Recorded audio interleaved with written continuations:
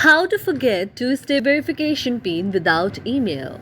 If any day you are a WhatsApp user and you would like to forget your two-step verification PIN without your email address out there, but you do not know how to do that, just follow the following steps.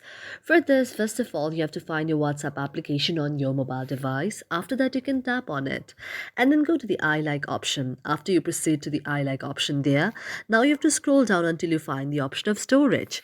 Now, after tapping on storage, you have to clear down the cache, and likewise, you also need to tap on clear the data and clear the data as well.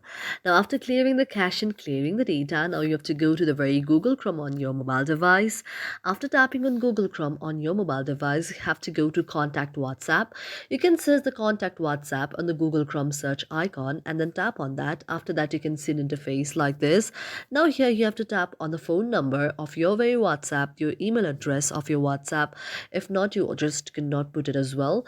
And after that, you can write on how do you use the WhatsApp. You can just choose the very device that you are using.